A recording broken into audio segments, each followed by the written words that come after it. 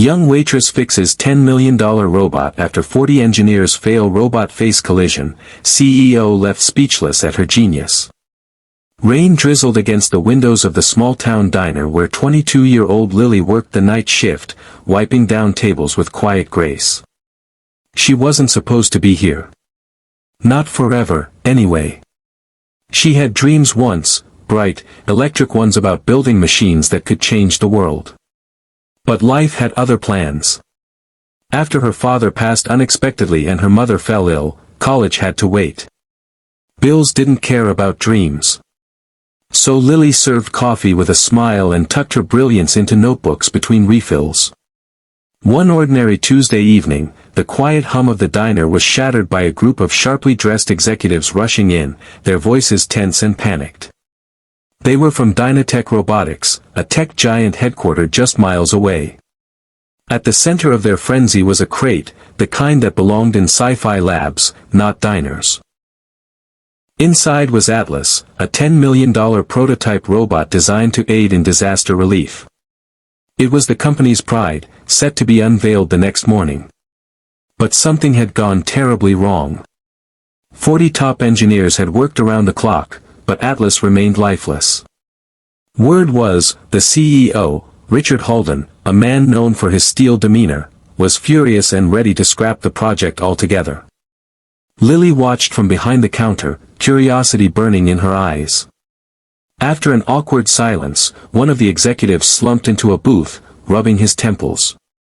"This robot was supposed to save lives," he muttered. "Now it's just a very expensive statue." Something tugged at Lily.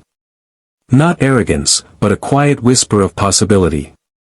She hesitated, then walked over, wiping her hands on her apron. "I'm sorry to bother you," she said softly. "I overheard. I've studied robotics on my own for years. I know I'm just a waitress, but, would it be okay if I took a look?" The table fell silent. A few chuckles escaped. But the exhausted executive just waved a hand, defeated. "Knock yourself out." With trembling fingers, Lily knelt by the robot. She studied its framework, flipping through error logs and system codes. Her eyes lit up. There it was, buried deep, a looped code fragment in the empathy response system, causing a cascade failure. It was elegant, subtle, and utterly overlooked. She rewrote the lines, restructured a few pathways, and whispered, "Let's see what you've got, Atlas." The robot's eyes flickered. Then it stood, slowly, smoothly. A collective gasp echoed through the diner.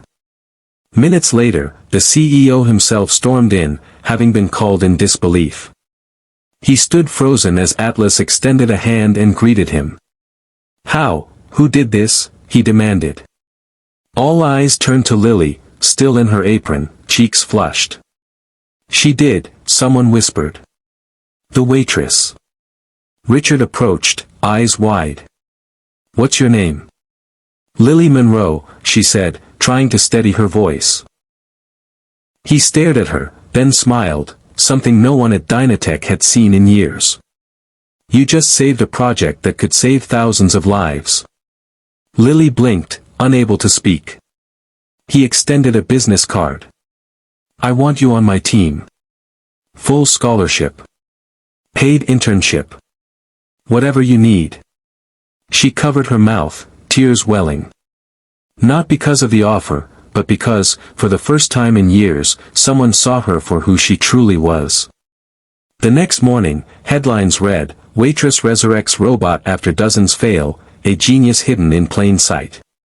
But the story didn't end there. Lily used her position not for fame, but to design technology that reached underserved communities, robotic aids for disabled veterans, AI companions for lonely seniors, machines built not for profit, but for people.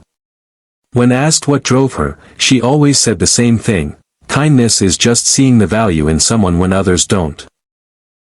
And so, the girl who once served coffee to strangers became the woman who poured hope into the world, one act of compassion at a time.